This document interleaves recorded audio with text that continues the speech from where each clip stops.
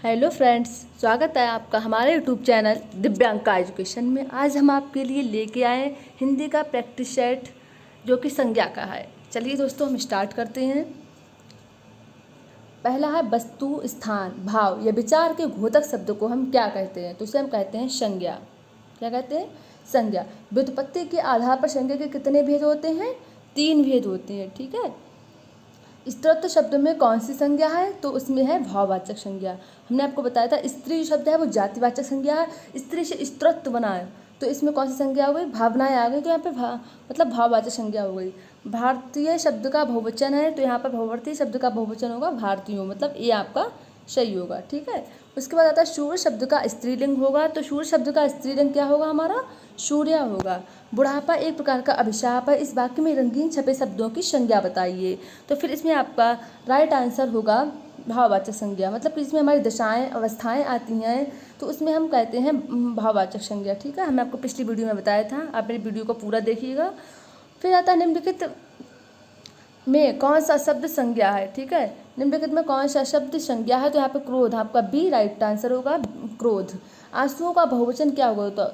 तो इसमें आपका राइट आंसर होगा शीप, आंसुओं। ठीक है। फिर आता है निम्नलिखित में एक पुल्लिंग शब्द बताइए।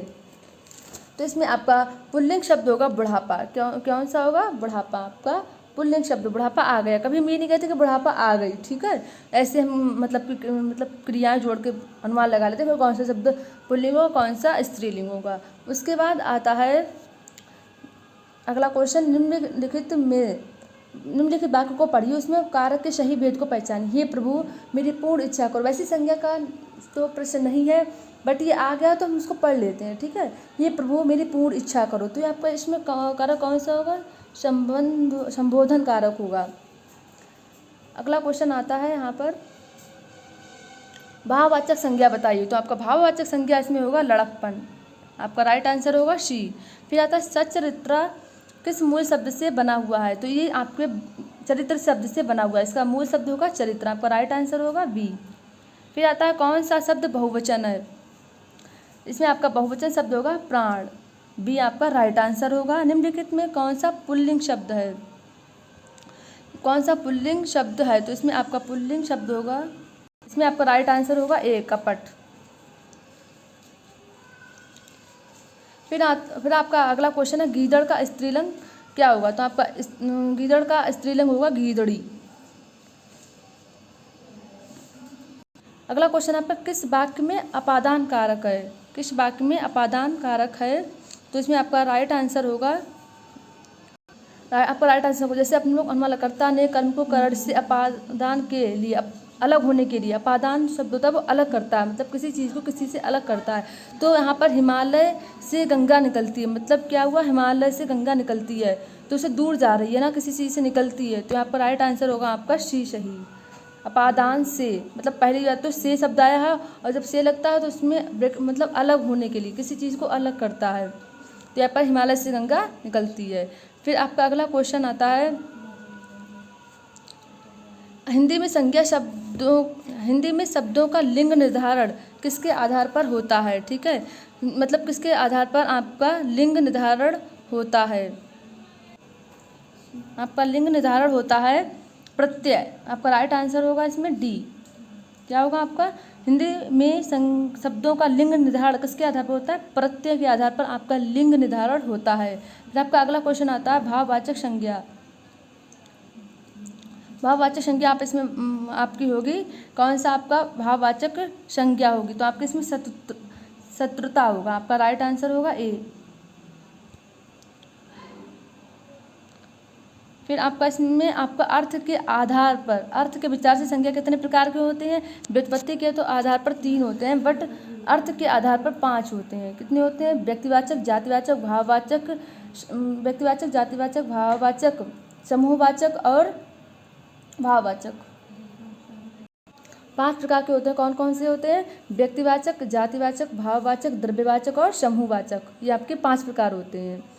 फिर अगला क्वेश्चन है आपका, निम्नलिखित में कौन सा शब्द व्यक्तिवाचक है? तो व्यक्तिवाचक संज्ञा में क्या होता है? व्यक्ति, वस्तु और स्थान के नाम आते हैं। तो यहाँ पर मतलब यमुना आपका क्या है? किसी नदी का नाम है। यमुना क्या है? यहाँ पर किसी नदी का नाम है। फिर आपका यहाँ पे आपका राइट आंसर होगा शी, आपका राइट आंसर होगा शी। फिर यहाँ पे आते हैं फिर से, संज्ञा को किस नाम से जाना जाता है, संज्ञा को किस नाम से जाना जाता है।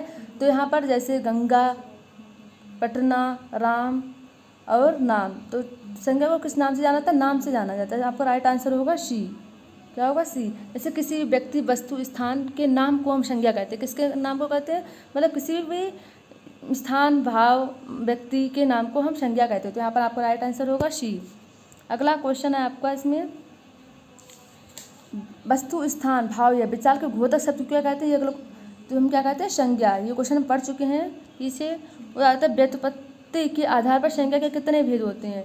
तो आप पहले पढ़ चुके हैं, आप कितने होते हैं, 3 होते हैं। व्युत्पत्ति के आधार पर 3 होते हैं। स्तोत्र शब्द में कौन सी संज्ञा है, तो स्तोत्र शब्द में भाववाचक संज्ञा, उसमें आपका राइट आंसर होगा सी। फिर आता है निम्नलिखित शब्दों में से कौन सा शब्द संज्ञा है, तो क्रोध आपका संज्ञा हो गया। भाववाचक संज्ञा हमने आपको क्वेश्चन पिछले ही आ गए हैं। लड़कपन आपका इसमें राइट आंसर होगा सी। सचरित्रता किस मूल शब्द से बना है, तो किस शब्द से बना है, चरित्र शब्द से। निम्नलिखित में कौन सा भाववाचक संज्ञा कौन सी है, तो आपकी शत्रुता होगी, राइट आंसर होगा आपका ए।